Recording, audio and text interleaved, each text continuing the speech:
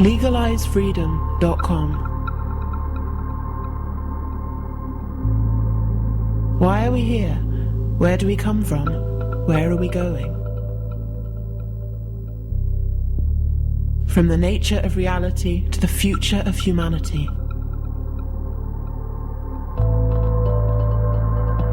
Beyond politics, poverty, and war. LegalizeFreedom.com.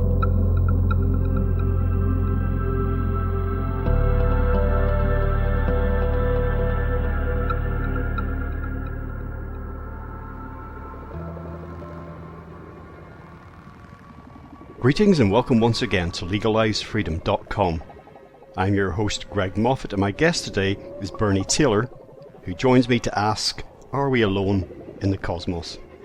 Human self-awareness and contemplation of past, present and future appear to make us unique among life on Earth and within its solar system.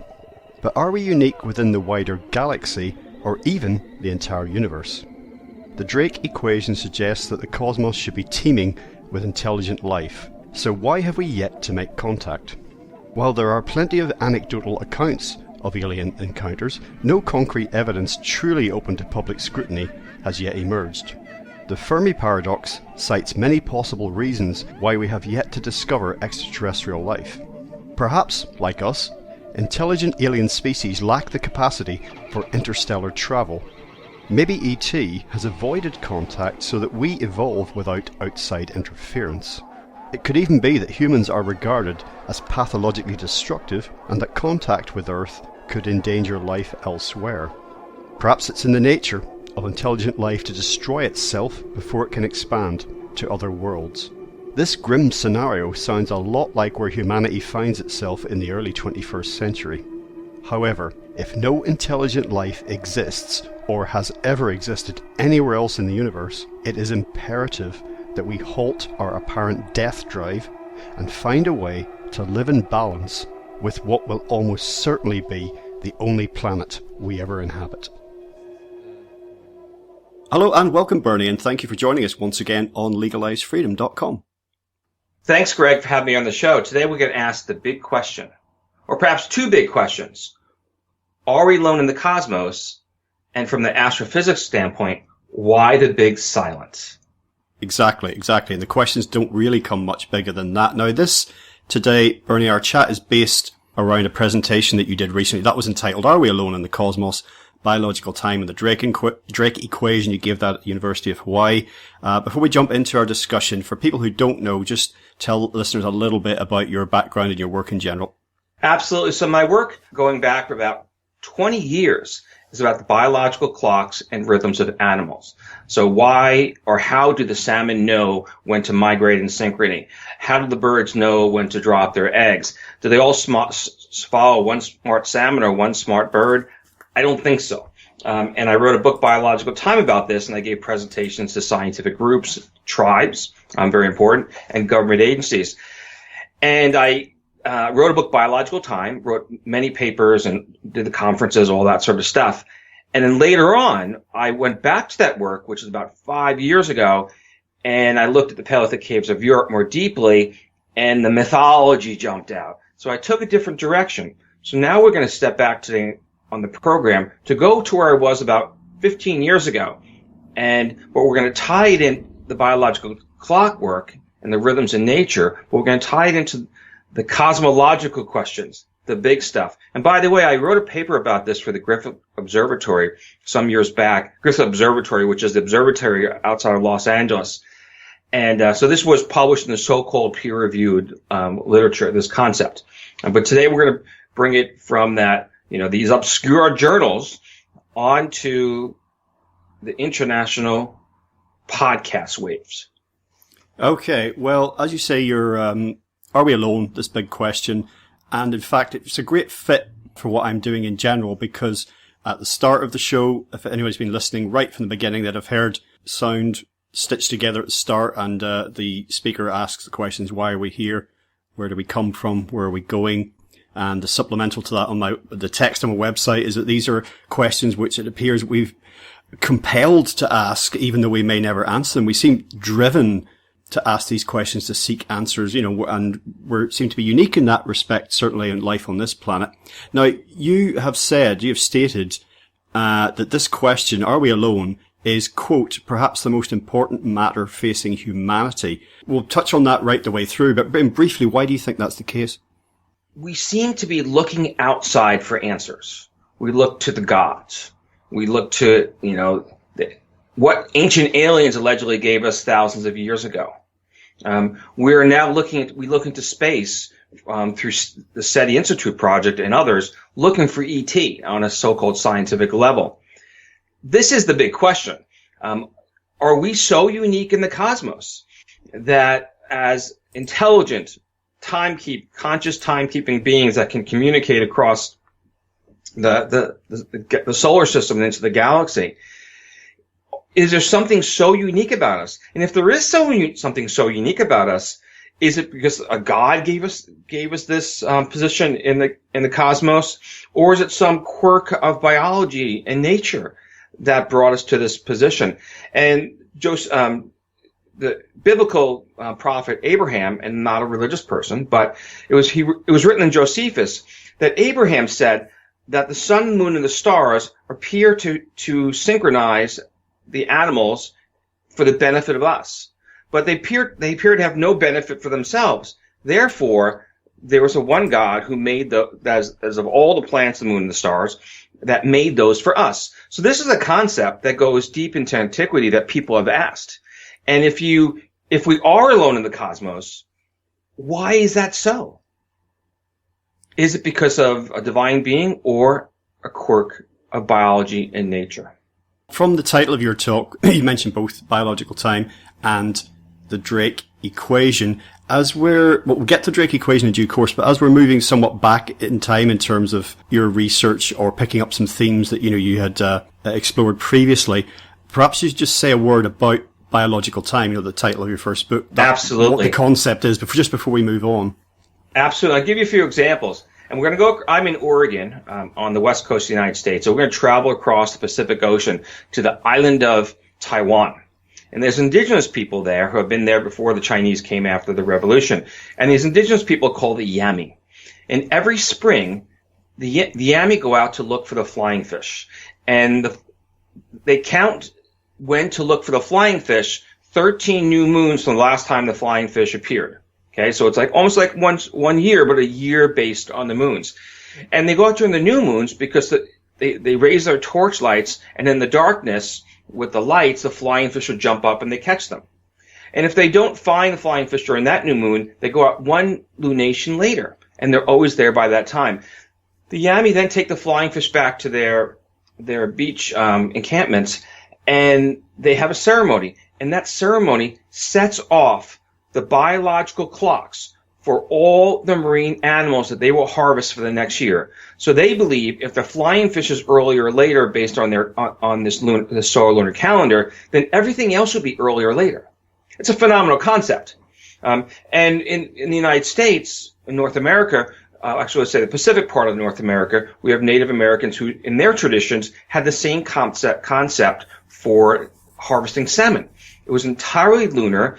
And from the migrations or the catching of the salmon outside out of the bays into the lower rivers, up into the rivers, deep into the interior, and those same calendars also timed large ungulates such as the deer. The Thompson Indians, who are in, let's say, the western part of Canada, they reset their calendar based on the black-tailed deer, and actually it was the rutting of the black-tailed deer. And then, of course, the black-tailed deer have a gestation rate period, and you could then time when the young would drop. So their entire calendar, which everything set forth, all the plants and animals that they would harvest and hunt, would be reset from that black-tailed deer. The Chukchi people, who are indigenous to Siberia, their entire calendar is about the reindeer, or we would say caribou in the United States. So they live their lives among the reindeer in a lunar fashion.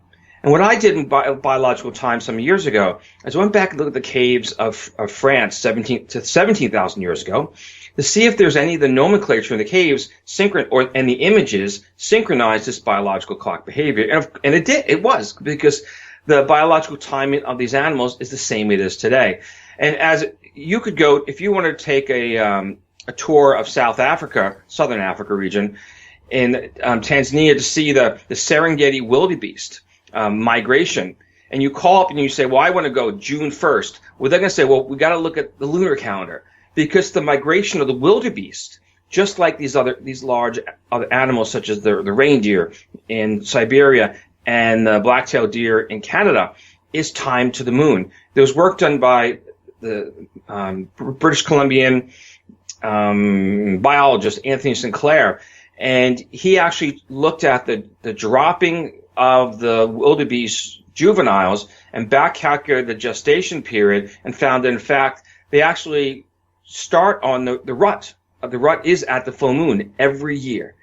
And so this was published in Nature some years back. In Oregon, where I am, Norm Anderson at Oregon State University, where my daughter's going to go to school this fall in biology. Norm was an aquatic entomologist, or is an aquatic entomologist, but now retired. He showed that year after year, the migration of invertebrates, the insects in the rivers, were dramatic during the dark of the moon, but insignificant during the full of the moon. And so it's not just the large ungulates, it's not just the salmon, it's not just the flying fish. It all starts at the invertebrate level, that they're responding to these dark rhythms. Now, this is where Birdie came in, is that the moon is 29.5 days, and if you divide 365 by 29.5 days, you're 11 days short. So hypothetically, if the salmon migrated during the dark of the moon on January 12th in year 1, it would be January 1st, year 2. So the reason that the migrations of these animals are from one year to the next is because they're both solar and lunar timed. Now, that's what's in the indigenous calendars from around the world. The scientific literature was loaded with lunar events, but no one had ever asked that question or put together that's what makes them earlier or later. They would just have, year after year lunar events.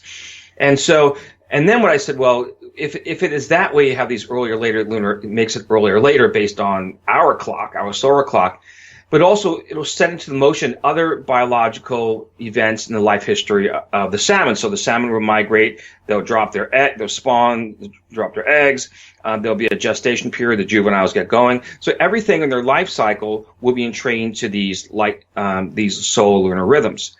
And it's a fundamental part of the biology of animals around the world. And I also believe that it's key to the existence of mankind. I think it's bigger than fire. Let's put it that way. I think it's 10 times bigger than fire. I think it is the pivotal moment. There's a pivotal moment in our deep history when we recognized this. And what probably happened is we were living on the beaches. So the distant ancestor of us and the chimpanzee probably lived on the beach. And among Homo sapiens, the menstrual cycle is 28 days on average, which is roughly in time with that of the tides.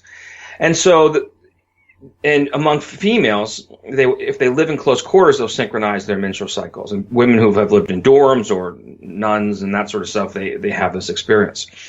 And so what probably happened is the females in the group synchronized the menstrual cycle. They recognized that the tides were the same as their own biological rhythms. They recognized that the tides were tied to the moon, and that they learned they could actually walk off the beach, and they could mentally understand where they were in time and space. And they learned that they could, by being in sync with the tides and understanding what tides would happen, they would more prolifically harvest shellfish and maybe fish from the surf. And if a chimpanzee-like animal is hanging around the surf for a long time, it's probably going to lose its hair because it's of no advantage in the surf. It'll probably start to walk upright because the chimpanzee's the body structure is not designed to carry itself upright. However, chimpanzees, when they walk through the water, they do so upright. So if you put this biological clock behavior, you tie it to the surf or the marine environment, and with the moon, it all forms this picture of how we could have split from the common ancestor with the chimpanzee. So why we're not chimpanzees or like chimpanzees, how we learn to tell time. And by being able to tell time, we could plan for the future. And that's the big deal. As far as we know, there are no other animals on this planet that can plan for the future. Squirrels in the fall, when lots of nuts fall, they store those nuts away. Squirrels will actually forget where they store their nuts. They're hoarding the nuts. They're not planning for the future. That's the difference. Whereas we will plan for the future, that we'll say 6 months ahead, for the next 6 months, we need to have food, and we're going to stash that in some sort of cold storage. Okay. And we have the ability to do that. We've had the ability to do that for, I'd say, millions of years. Whereas the chimpanzee, the elephant, the dolphin, the whale, highly intelligent animals, never learned to do that. And it's a function of the female menstrual cycle timing among Homo sapiens being in sync with the moon and with the ability to be able to time other biological life. So that's in a nutshell of the concept. Yeah, well, these rhythms of the earth, symbiotic dance kind of these patterns, and animal behavior has always synchronized with that to some degree, or there's been alignments or some kind of correspondence. And as you say, it was a key part of human evolution that we noticed this and then moved beyond that and began to use it purely in the first case, I would say, for practical purposes, as you say, a better harvest, a better catch, whatever it happens to be. But then you can start to get smarter with it and do more. And I suppose this ties in with the development of civilization as you move beyond pure survival. And the question is then begged, over a longer period of time going into the past, even for the longest time we can talk about, say, with hominids being on the earth, the positions of sun, moon, the earth and the stars haven't changed a great deal relative to each other. But in the distant past, things were a little, for example, the moon was much closer to the earth in the distant past, and it's very, very slowly moving away now. So the question is, in terms of the synchronicities and alignments that I mentioned, never minding human development and becoming unique in some way amongst other life forms on this earth, but how much of life on earth full stop owes itself to any of these happy coincidences, as it were. And then this has relevance to a larger question that we're asking about the existence of life elsewhere, because the existence or non-existence of life elsewhere in the galaxy, or indeed the wider universe, may be impacted by the sort of synchronicities and alignments that we're talking about. Absolutely. All the animals I previously mentioned, their timing of reproduction, so that they synchronize their reproduction, is to the moon.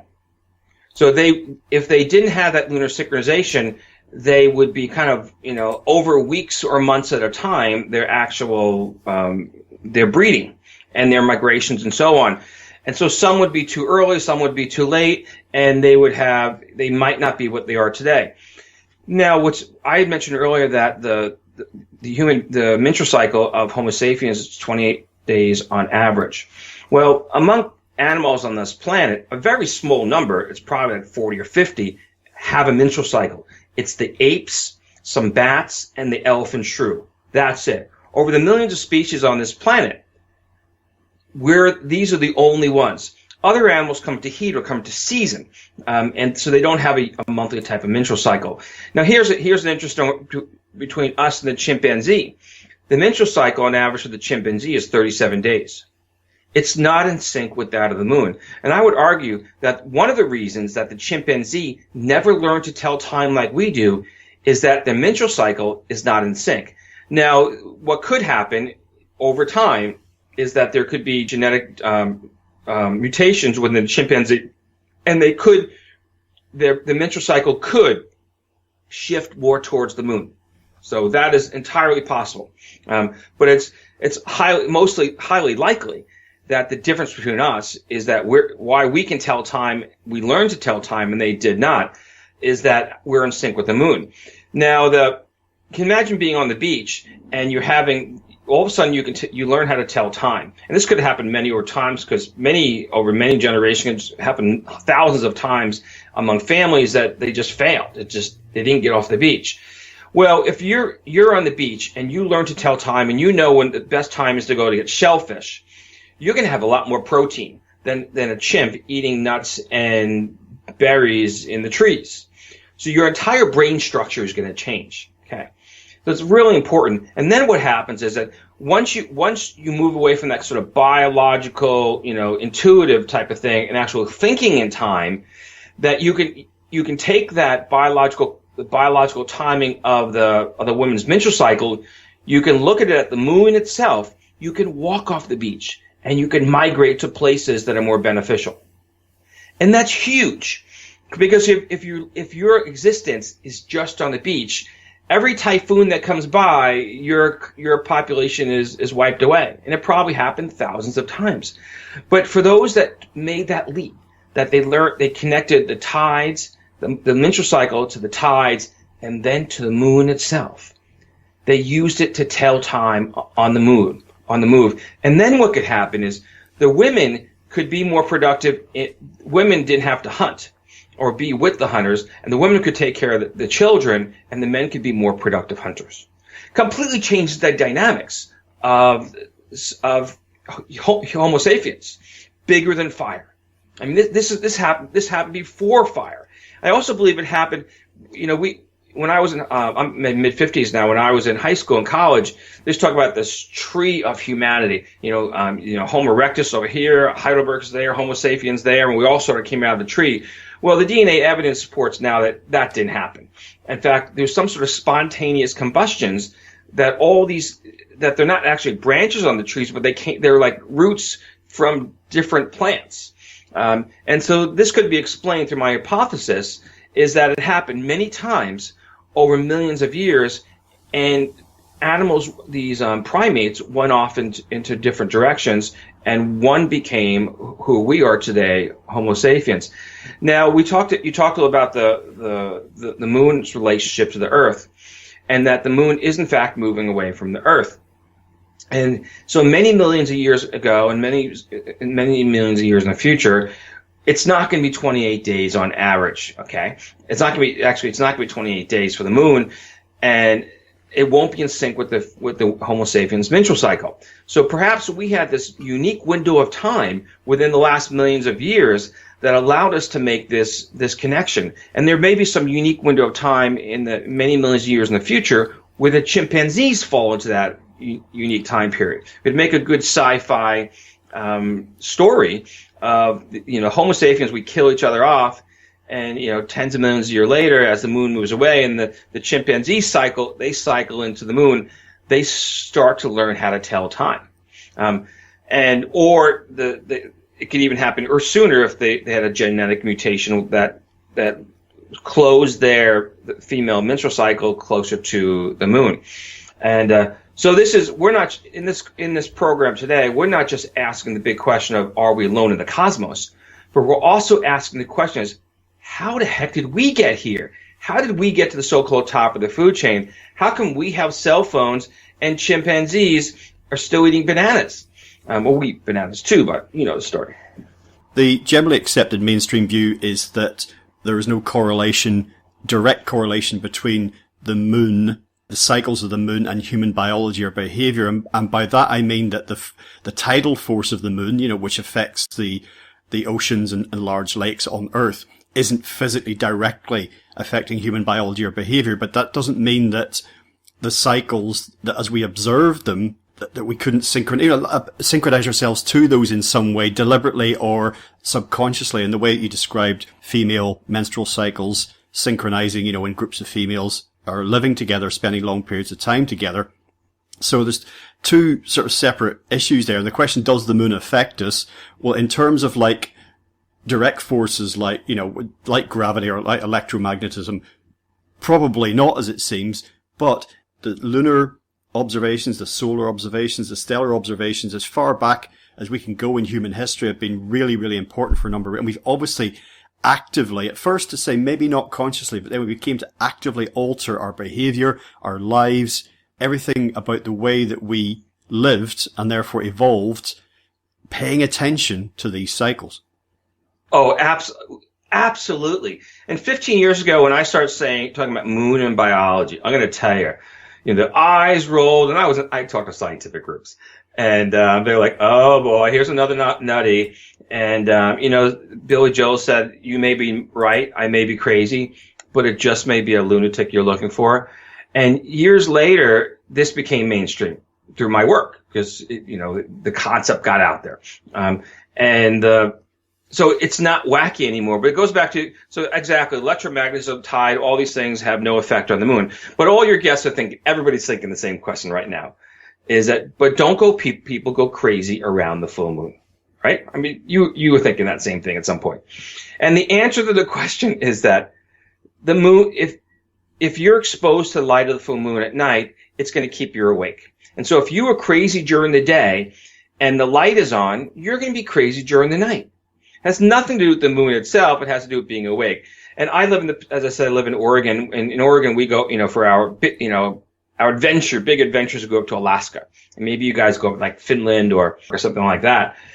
And if you go up there in the summertime, June or July, you get off the airplane, 12 at midnight, it's fairly light and you're awake. And then the sun comes up the sun's always out, but as it gets brighter the next morning, you're still awake and you're going to go through that whole day. And the next night, so-called night, when it doesn't get dark again, you're probably going to be up to 11 or 12 again, okay? Because it's the darkness that the light wakes you up and the darkness puts you to sleep. And so we have these behaviors that where, the light and the dark affect us. And historically, people used to have ceremonies around the full moon because they didn't need light to have the ceremony itself, and people could travel at night to and from more safely. And so we talk about full moon and festivities and of course so-called crazy people. It's because the light keeps us awake. And it's a biological thing. When I was doing this work 15 years ago, I would, most of the let's call it the scientific information either came from field research from fish and wildlife biologists or people who study the physiology. And I would talk to the physiologists and I would ask them questions and put the pieces together. And they were like, you mean the people in the field don't know this? This is like the basics of physiology, that how animals respond to light-dark cycles. And so there's this disconnect in the sciences, and I'm not blaming the sciences, but it's a disconnect in society, is that people get pigeonholed into their own little thing, and they don't look out at the bigger picture. They don't look at the other sciences after you graduate, high school. And so as a modern society, we become such specialists and that we fail to see the bigger picture within the other sciences, of course, in human nature and nature overall. Well, in any event, science is the art of the measurable, and not everything is measurable. So certainly, even if it's us self-inducing change in our bodies, which begin in our minds, we've certainly responded to things in our environment, or even just, invented scenarios in our own minds about our environment that have affected our evolution. So there's all sorts of factors at play there, not just direct physical forces on life on Earth, ourselves included. In any event, also, the moon is very important as a stabilizer for the Earth. It's the keel. It's the keel. Without the moon, we'd be wobbling all over the place. Yeah, exactly. So if the moon just suddenly vanished, then life on Earth wouldn't come to an end by any means, but you would see a situation where sometimes the Earth would tilt all the way over and basically lie on its side in relation to its orbit around the sun, and you'd have very extreme differences in temperatures and daylight throughout the year. At other times, the axis would be straight up and down. Night and day would be equally long. There would be no seasons. So the upshot of it would all be, in general, instability and unpredictability, extreme weather, and huge differences that were not there before. And some people would say, well, actually increasing instability and unpredictability sounds like what the climate's doing at the moment, but the moon is incredibly important. And I just want to throw in at this stage, this is a book, a lot of it is dismissed as pseudoscience, but it's very, very interesting read. And it's called Who Built the Moon by Christopher Knight and Alan Butler. and it's full of fascinating numbers and correspondences that basically suggest that the moon doesn't make any sense, and in some respects it kind of shouldn't be there. So most planets that have a moon, the moon is actually going towards their planets. Okay? Mm-hmm. And in our case, it's moving away, and it's believed that there is there's many theories, and one of the theories is that a major asteroid hit the Earth a long, long time ago in the past and knocked it off, and is still on its like spin away from us. And some of the evidence, the geological evidence is that what is on the material on the moon is actually the same it is on planet Earth. And I have a friend that works at Institute for Astronomy, University of Hawaii at Maui, and he studies moon sand. He actually studies moon sand from all the Apollo missions. And he was sent the moon sand because he also developed the first 3D microscope. And Gary Greenberg, he showed one of his first mission was to determine if the moon itself was tied to the Earth, and geologically it's the exact same. His second mission, what came about this was that by studying moon sand itself, he found that there are micrometeorites that shoot through the moon sand, and we don't have them on Earth. We actually have micrometeorites on Earth that sort of like fall in the dust. But since the moon doesn't have gravity, and it just these micrometeorites shoot through the moon sand in kind of like a donut hole. And the question is raised now: why haven't we been back to the moon a long time? Well, since Gary's done his work, we recognize that it was really we're very lucky that the astronauts didn't have these micrometeorites shooting through their gear. And we don't have gear today or spacesuits that will protect the astronauts from micrometeorites. And we know they exist because we can see them shooting. They actually burn a hole through sand itself, and that would go through a spacesuit. On Earth, we find micrometeorites. You won't like, they're in your backyard, but you'd never see them. But we find them in Antarctica because they fall into the water well sort of thing, and the military sends them to Gary as comparison samples, and none of them have these micrometeorites that shoot through them. And if people go through Google Gary Greenberg, I think he's like sands.com or something, you can see these images of the micrometeorites. So in fact, the moon does come from the Earth, and it's a fairly unique type of experience that this is what it is. And so if we start to think about, we have all these, think about all the unique experiences we've talked about today. We've talked about a moon that's moving away. We have a moon that is synchronous to the biological clocks of Homo sapiens. We have a moon that can be seen from Earth, that animals are cueing off their light-dark cycles. We have a moon that is in training or is moving the tides or in making the tides. All these things are because of our moon.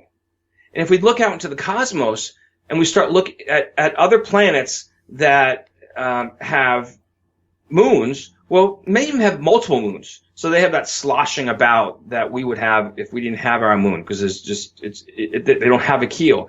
They have an atmosphere that you could never even see the moon. They have lack of water. So even if you go to the blue planets, you don't have this unique biological situation that we have on planet Earth. And as I said, I'm not a religious person, but the biblical prophet Abraham, as written in Josephus, had it right. Except for that there was a divine being that made all this stuff. He said that things are so unique around here, and things are tied to the moon. He's like, well, what if we didn't have these astronomical bodies? And the answer would be, well, we wouldn't be who we are. We wouldn't have this highly intelligent force that we are. And so if we look out to the cosmos, well, what are the chances of, first of all, finding beings, animals with menstrual cycles? Because that's as far as we know right now, that is the only way that we can become conscious timekeeping beings. So if we look at the example from our own planet, we're so rare, and it's only been the last few million years, over the billion years of this planet, that we've actually had the ability, that there's been a species that could do this. So what's the probability of that happening out in the cosmos? Almost nil. Just because of the number of the species that we have. What would it be like if then you start thinking about how many blue planets out there have a single moon, and if they did have a menstrual cycle, the animals would be in sync at that time, because it could be a billion years in the past, it could be in a billion years in the future. You start thinking about all these variables, this biological time hypothesis puts constraint on freaking everything. And so the astrophysicists will say, well, there's trillions of planets out there in the cosmos. Yeah, I'll buy that one. But think about, if you're going to work on the statistics like that, let's work on the statistics of how unique we are on this planet. And not just at this time, but in the history of our planet, and then in the history of our own solar system. And if you work the math that way, Ancient Aliens is interesting fiction. Well, the Drake equation, which I mentioned a while ago and I said we'd get to, you can tell listeners about that now in a second, but that was kind of suggesting that in terms of a pure numbers game, that the question of like, why the big silence? Where is E.T.? Because the Drake equation is saying, statistically the chances are, it must be out there. There must be something there. Exactly. So the Drake equation was made by Frank Drake. And I have a lot of respect for Frank Drake, okay? So this is not like, I'm not dishing on Frank. And he was one of the founders of the SETI Institute, which has the radio, they're listening for radio signals. And the SETI Institute has the largest supercomputer in the world. And how it works is that all the information that comes in goes fed over the internet to people around the world, just your own laptop, which crunches the numbers and sends it back to them the next day. And through the combination of all these computers and millions of people, they have the largest supercomputer in the world. Okay. And so what Frank's work was called the Drake equation. And what he said was, start out like in a napkin or something. There's so many stars in the cosmos, and they have these stars have solar systems, and you go down the line, and how many have planets, and how many have this, and how many that. And then he says, how many have the possibility for life? And I'm okay that there's life all over the cosmos. I have no issue with that at all. We have life in volcanoes here, and, I am okay with that. Maybe not volcanoes, but let's say the geysers, right? And I'm good with that. But from life to intelligent life, let's say conscious timekeeping intelligent life as we are, that is not an evolutionary imperative. It's not just something that would happen. Because if you look at our own planet, you have bigger, stronger, faster animals and so on, but none of them, except us, are conscious timekeeping animals. Even chimpanzees. A chimpanzee will remember that it had a bad day last week, but it can't tell you what day last week it was. That's huge. A chimpanzee, you may say, if you offer a chimpanzee, I'm going to give you one banana today or a dozen next week or a dozen in 10 days, the chimpanzee is going to take the one banana today because they actually can't understand what 10 days in the future is. So, as a concept, is that the Drake equation jumping from the existence of life on blue planets to intelligent life, and then there's so many years, of course, that hypothesis that will take intelligent life to making radio telescopes and so on, so then we can listen and talk to each other. And so I think that the Drake equation is not about biology, it's about physics. And there's assumptions about biology, especially biological clocks, chronobiology, that are not reality based on the information that we have today.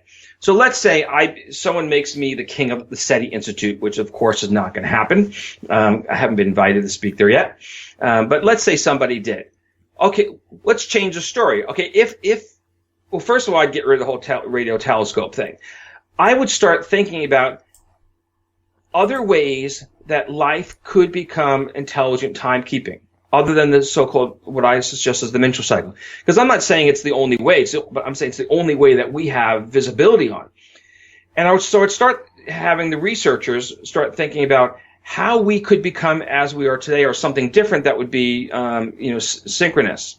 And 90% of the work at the SETI Institute is actually on astrobiology. It's not on listening for ET, because the U.S. government does not fund ET listening, and so they have lots of money for astrobiology. So I would change that astrobiology. I'd start thinking about the concept of what would it take to have highly intelligent life, if in fact that's what we're looking for. But if I was actually the king of SETI, what I would do is I'd start working more on the concept of more of astrobiology, because for us to be able to talk to ET and listen and swap stories, all that stuff, I think is absolutely irrelevant. What I think is more important is that we could learn through astrobiology about what could life be on other blue planets, and what we could learn from that. And I think that is absolutely unique and valuable. And I would love to go to some exoplanet and swim with the dolphins and those sort of things, because I think that's possible. But I don't believe that the concept of us being able to tune in to, ET 101 and hear the latest news story is ever going to happen. And so why the big silence? Well, that's the Fermi Paradox. And the Fermi Paradox has all these reasons why, we haven't heard from ET. One of them, of course, is we are ET. Second is they're not listening, they're not interested. And you can go down the line of they're too far away, and, they have radio telescopes, but they're not really, they don't want to listen to us. They've moved on from idiots like us.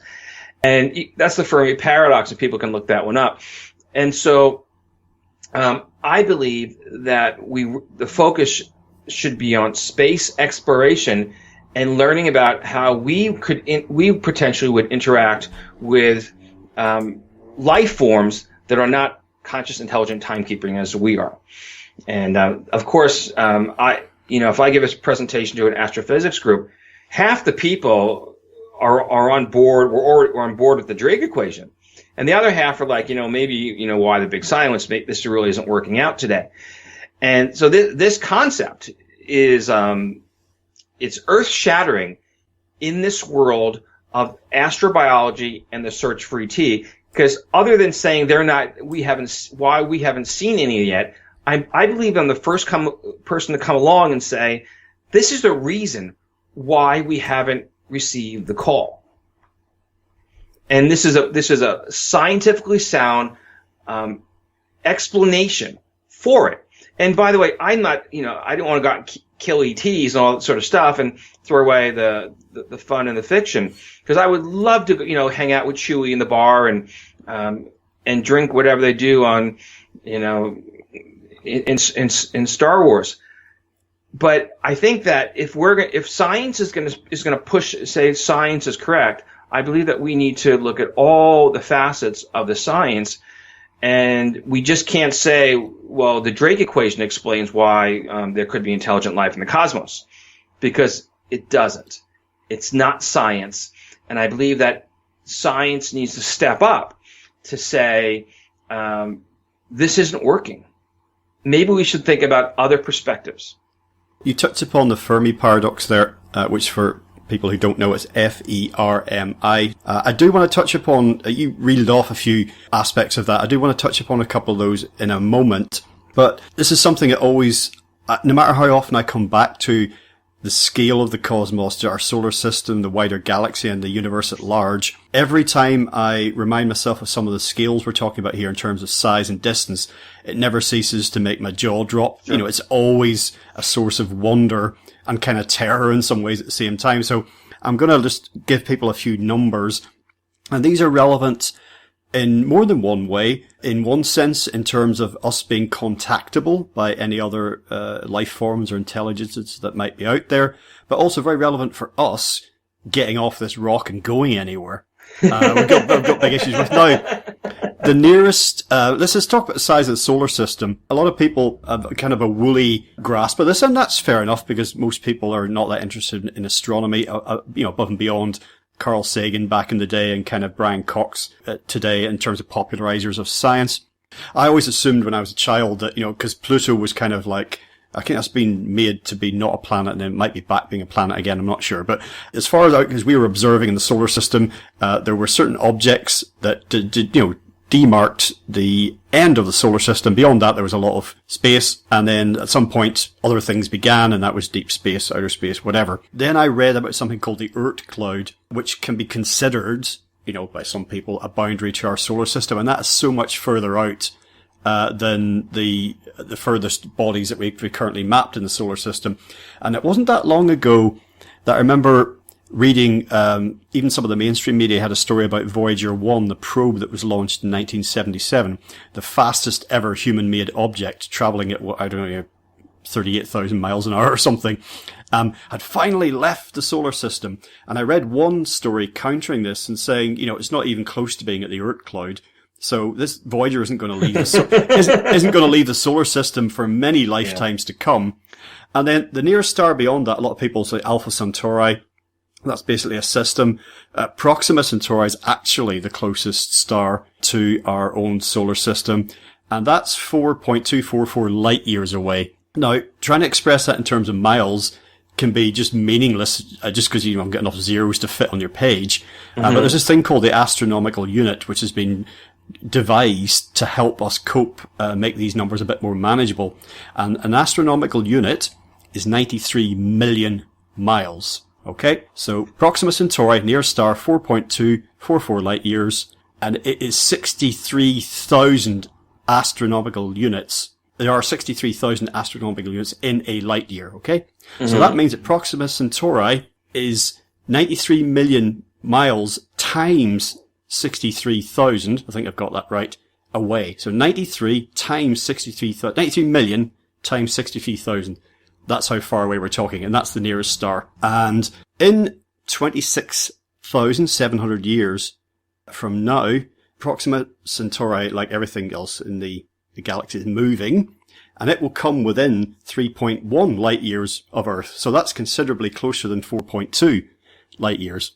Now, Voyager 1, which I mentioned, traveling at, 38,000 miles per hour, that would reach, if everything suddenly became static, apart from Voyager, it would reach Proxima Centauri in just under 74,000 years from now. But by the time it does that, Proxima Centauri will already have as far as Voyager is concerned, it will have stopped and begun moving away. So if Voyager 1 was trying to get to our nearest star at the fastest ever moving man-made object, it couldn't get to it because it would find itself chasing Proxima Centauri and falling behind. So, yeah, absolutely. So, okay, so I speak to astrophysicists and groups, and people throw out things, maybe we go through the wormholes. I'm like, okay, that's science fiction. It's great stuff, and it's up there with warp drives, and it's science fiction to get there. Now, NASA has studied the question of how many generations it would take to send people to travel into, past our solar system. And they finally came up with a problem. So yes, you could start sending generations off to space, and if everybody had kids when they were 30 years old, those kids could, have so many years, and they would have kids when they were 30 years old. Well, you'd have to have this police state that nobody has kids that are 30 years old. And then after a few generations, the question is asked among them is, do we really care about reaching that distant planet that our great grandparents did, or do we just want to go back to where we came from? So the initial group sticks to the mission. They indoctrinate their kids early on that they stick to the mission, but the grandchildren are like, we're going back. Oh, and there's lots of science fiction stories that involve going home as far as interstellar travelers are concerned. And there's this proposed form of propulsion for that might achieve interstellar travel, nuclear pulse propulsion. And taking some of the figures bandied about around that, a Starship could get to Proxima Centauri from here in maybe 100 years. So you would need what's called, in science fiction, but also in proposed science, a generation Starship, exactly as you mentioned, with multiple generations on the same craft. But there's all sorts of problems with that. In fact, there's many science fiction stories about these problems, but one of the best known is Robert Heinlein's Orphans of the Sky, and the inhabitants of the generation Starship there. Many generations before, there'd been a mutiny on board, people unhappy along the lines as you've exactly just described. and the people left on the ship have forgotten what they're doing. So they don't know, as far as they're concerned, the ship is reality, it's the universe. So they're just drifting off there, and like keeping the whole thing running, and they don't know what they're doing. Sometimes it feels to us like we're supposed to be fulfilling some higher purpose, but here we are on Earth, kind of just churning and grinding through life and going to the office and coming back again, thinking like, oh, is there something else we're supposed to be doing? Exactly. In fact, there's a study talk by Nick Canis. He's a psychiatrist, and so he's an astropsychologist and psychiatrist, and he talks about this whole concept of multi-generational, actually just one generation space travel and what it entails, and it's about and how long people go out before they really want to come back. And it's on YouTube, and I highly recommend people to. And he was involved with the whole NASA program. But what I'm saying is that, and we can kind of loops back, is we could talk about zooming through space with hyperdrives and warp drives and through wormholes and all this sort of stuff, and looking for ET to sit down and have tea with. I don't think he or she or they are out there. I believe that there's equivalent of a dolphin swimming out there on those places so far away that we'll never reach them, and that those dolphins don't make radio telescopes to go or send off radio waves through their instruments to talk or listen to us. And so this biological time hypothesis, as it relates to the Drake equation, is that we're probably alone. I mean, it's most probably alone, and statistically improbable that ET is out there. And if we're alone, if this is us, we probably need to get along a little better and appreciate that we, in fact, are the aliens on this planet, and that we're so unique here among the animal beings that we should take care of it.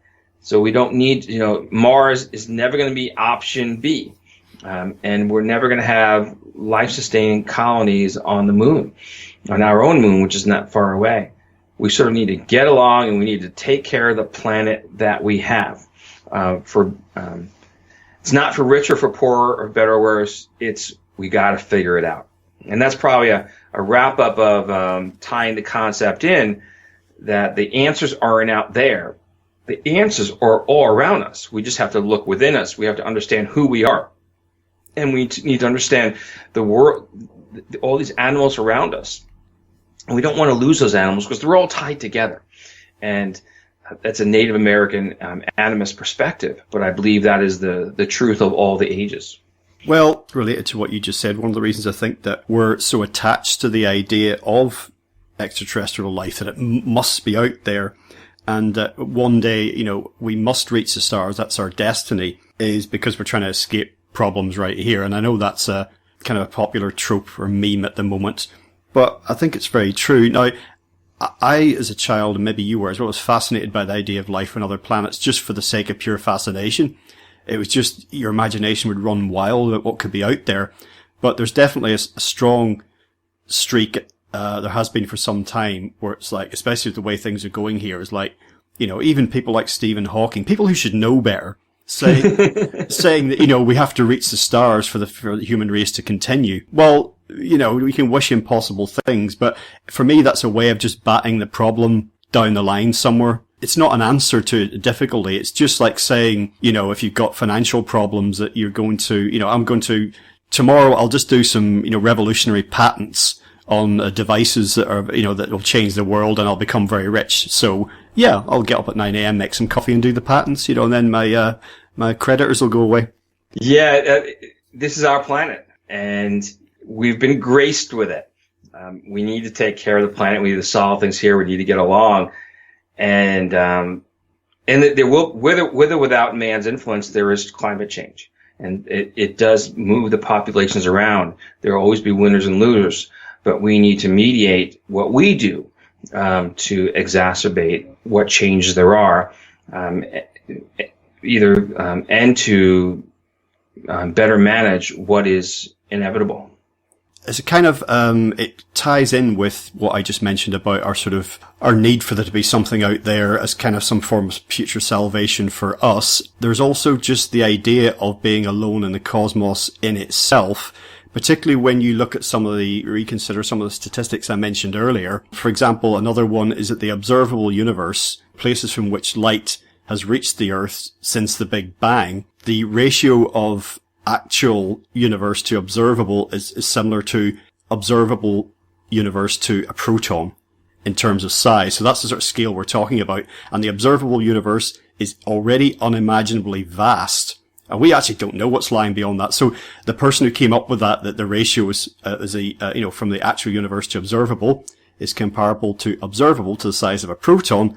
I don't know what they're basing that on, but that's very easy to sort of, to see how that could be the case. It might as well be because we just don't know. So there's this existential horror, I think, associated with the idea that out there isn't nothing necessarily. You said there could be all sorts of life, and it sounds like you feel, with your understanding so far, that there probably is lots of different forms of life all over the place, this, that, and the other thing, just not like us. But even if there isn't nothing out there, if there's nothing that cares about us and is just going through the motions of daily life and existence, that in itself is incredibly difficult, I think, for us as a species to process. Yes, it is. So some 15 years ago, when I kind of came up, I'd worked in the biological time work and all this sort of stuff, and the animals, and then there was like one night I was actually starting to think about this question, and I had read that Josephus, the Abraham quote, and saying that all these bodies are synchronous for the benefit of us. They don't appear to help themselves, therefore there must be a divine being, which I don't agree with. But I thought about that and said, well, maybe there's another perspective on this, that in fact we are, because of these unique type of biological clocks and astronomical timing, that makes us unique in the cosmos. And it was late one night, and I just went into a silence for a while to think about the implications of the whole thing. I'm like, wow, this is a big idea. It's not, they did the Drake equation back when, Frank Drake, and he thought that was a big idea. And the idea that we're alone is like a huge idea. And then I wrote the paper, I sent it to the Griffith Observer, and they accepted it. It took them 3 years to publish it. And I'm going to tell you, they don't have that long a backlog. And they changed the last paragraph. They changed the last paragraph. Because so maybe we're alone versus, I said, we're alone. Okay, they changed it. And I really think that they pondered over it, and that they really, as professional astronomers and astrophysicists, that they themselves weren't ready for that, for this question to, that we are a singularity of who we are in the cosmos. It's a daunting thought. It's more fun, easier to believe that E.T. built the pyramids than it is to believe that we're alone. At least E.T. orchestrated building the pyramids. They had the Egyptians to do it, right? And but it's a daunting concept. And I tell you, there was another daunting concept. And when I was working this biological time work, and I'd seen the all these solar events and so on, and I hadn't made the connection. It was one night, and it was Christmas Eve. I mean, it was like 11 o'clock at night. My daughter's tucked away. And I was looking at salmon timing, and I know that salmon were migrating more prolifically during the new moons and the full moons. And I said, well, I'm going to go salmon fishing. Now I know how it works. And I said, well, so let's plan a trip. And then I lined up all these graphs on the wall, and I said, well, I'm going to go here. But I said, well, then I started thinking, well, which new moon is it? And I realized, oh my God, the reason why the sound migrations early later is because they're tied to the sun and the moon, and they're out of sync with each other. And it was like a ton of bricks fell in my head, and I was like, oh my God. And does anybody know this? And so of course I start Googling, and I started researching it. And 2 days later, I called up somebody who was a chronobiologist, John Palmer, and he's very famous. And I said to him, I said, John, let me explain this, Have you ever seen this in print anywhere? And then he had silence for like 30 seconds, and he said, I can't believe we missed it. And by the chronobiologists having missed this concept of the sun being out of the moon being out of the sync, that animals had biological clocks timed to both the sun and the moon, and that made migrations earlier or later, it actually explains eons of ideas in wildlife biology. It validates the lunar calendars of hunter-gatherers around the world, and it validates traditions such as the Yami people we spoke about earlier, the Thompson Indians who timed off the black-tailed deer. It validated their religious traditions that were completely part of their lives and how they continued to live on. So I had a few jaw-dropping moments, and the first big one was that night, that Christmas Eve, when I put the two together and realized that's why the salmon were early later.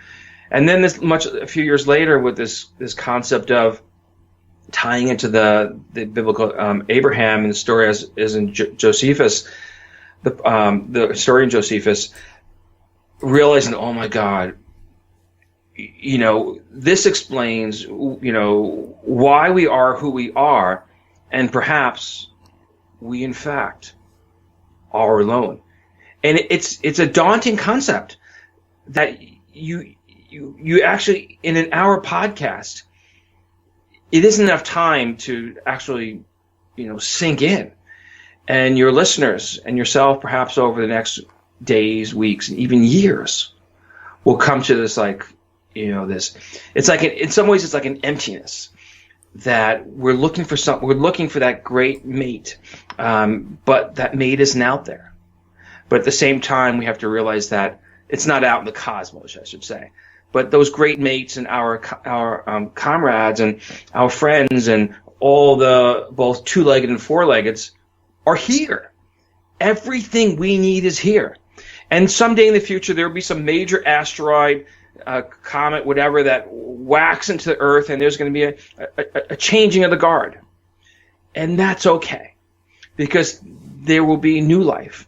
And perhaps the chimpanzees will survive, and we don't. And in many, many millions of years, when the chimpanzees their menstrual cycle becomes in sync with the moon is at that time, it'll all start over again. And maybe they'll do a better job of it than us. And that is probably a better dream for our future than finding some utopian, planet, exoplanet, in a faraway galaxy, on the other side of the cosmos.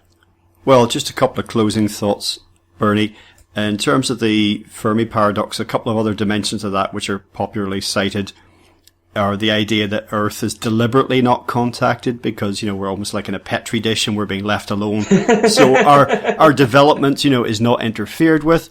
There's then the idea that Earth is purposefully isolated, like a prison planet thing, because we're just a violent, off the hook, out of control, insane species. We cannot be allowed to infect the rest of the galaxy.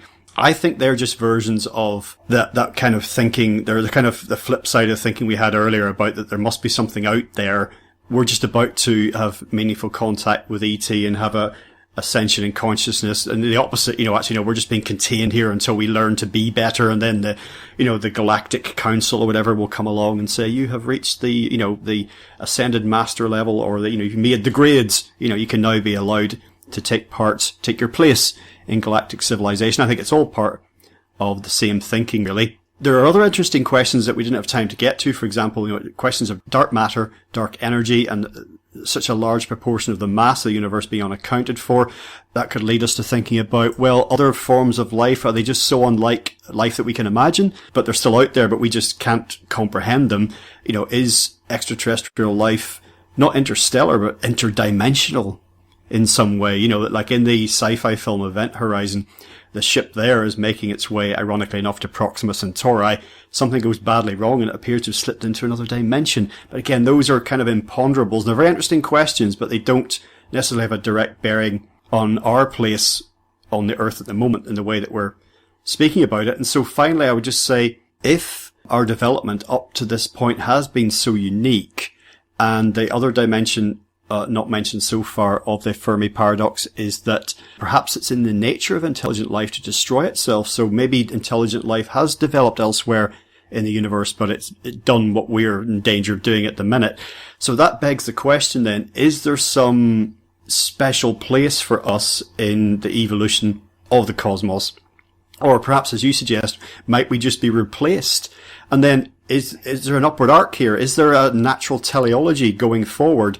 Or as amazing as we appear to be, is it just kind of a randomized bubble, that doesn't actually have any greater significance? Esoteric questions you have there. I believe that a comet's going to hit planet Earth at some point in the future. It's happened before, and it'll happen again. And it wiped out the dinosaurs except for the chickens, right? And of course the crocodiles and alligators and other reptiles. And so I believe it's going to happen again, because everything in our past says that it will happen again. And maybe Homo sapiens survive, maybe we don't. But there's no reason to believe that the orangutans and the gorillas and the chimpanzees can't either stay as they are and be happy as a clam and hang swinging from the trees, or they go on to evolve on some parallel path that we have. It's happened before. No reason why it can't happen again. And all the information is there, and so there'll be I think that the future is not as Homo sapiens, but I think it's the future of life that matters. And that whatever form that we or our common ancestors move on forward through time and space is what's, the reality. And someday there might be a comet there will be a comet that hits the Earth, and it, grabs some DNA in some sort of microorganism, and that comet continues through space and lands on some exoplanet in a trillion years someplace so far off, and life can seed itself again. And so I don't see, I'm not really much of a Homo sapiens first type of person, or even a primate person, but I really think it is that life itself will endure. And that life on this planet will, in our own catastrophic event for Homo sapiens, will seed other life on this planet, if not elsewhere in the cosmos. So, are we alone in the cosmos? That initial question we asked is, the answer is no. We're not alone in the cosmos, but we are alone. We're likely alone as highly intelligent, conscious, timekeeping beings. But we are not alone in the cosmos from the perspective of life itself, and that we may be the distant ancestors of life from some catastrophic event,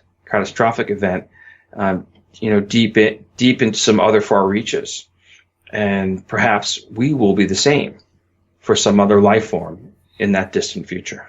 Bernie, today our talk was inspired by a presentation of yours which I saw entitled "Are We Alone in the Cosmos? Biological Time and the Drake Equation." Have you got any plans to expand this into something bigger? Is this the beginning of a new book, for example, perhaps? Well, Before Orion was my last book. And Before Orion doesn't have this Drake equation type of information, but it actually talks about the biological clocks and the calendars going deep into the Paleolithic. I show that it's in the caves of Europe. It's also in a gesture language, both for telling time and the animals. So I've taken to that point, and I left the cosmos stuff, and I've come back to it, of course, with the podcast. But I've gotten more into the psychology of humans, and which is the work of Before Orion and the myth. And every year I do because it's an ebook, I can update it, and I do. And just, this last few days, I've actually been working on additional images. And I always put those images on my webpage, beforeorion.com, and on my social media, everything Before Orion. Every social media out there is Before Orion. Okay. And so people can, catch the wave and continue on the journey. But if someone wanted to do a documentary on this concept, love to do it. But I left the core biological time work, and which is a third of the book was statistics, and another third was footnotes, endnotes. I've left that, but I would do a documentary on it, and I'll make videos, do presentations. But I'm more interested now in the psychology of man, going back into the Paleolithic, into tens of thousands of years ago, that we retain the same myths and the same astronomy, and that we're not inventing new science now, but we're actually building on science from tens of thousands of years ago without us previously even know that we did it. And that's the kind of the future of my work. Okay, well, I think it's our psychology going forward that's going to, as a species, it's going to make us or break us. You've mentioned your social media there and your website. Is there anything else you'd like to share? No, thanks, Greg, for having me on again. This is our second program, and I look forward to doing many more throughout our time. Splendid. Well, once again, Bernie, thank you so much for joining us once again today on legalizefreedom.com. Thank you, Greg. Let's do it again.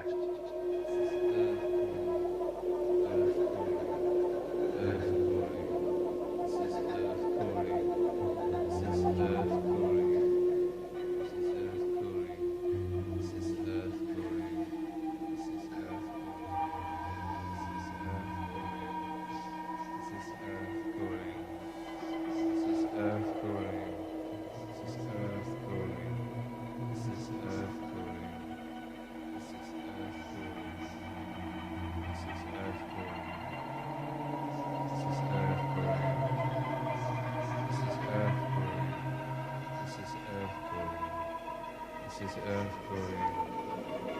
This is Earth growing. This is Earth growing. This is Earth growing. This is Earth growing. Earth growing.